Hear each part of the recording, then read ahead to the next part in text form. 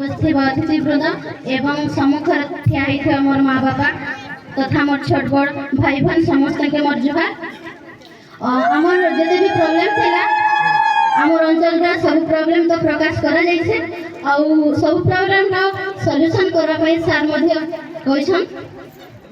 मुई कहबी कि आमर एरिया रे सब हेबा सत्य भी आज भी झिया मानकर प्रति टिके अवहेला अछि। झिया माने जेहेतु पाठ पढ़ार बहुत रे वंचित अछन तो से मनकर लागते टिके व्यवस्था होई पाले बुझाबा।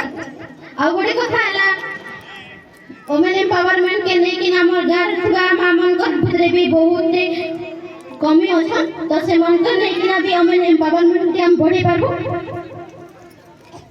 तर संगे हमर आ गोटे प्रॉब्लम था अछि कि हमर एरिया रे थिबा प्राय समस्त गार बापा मामा दादन खड़ा पई अन्य गा के जाउछन से दादन नै खटी जाय के निजर अंचल रे से माने किपरि भाव रे निजे चली पारबे से प्रकार व्यवस्था हेले हमके भल हबा।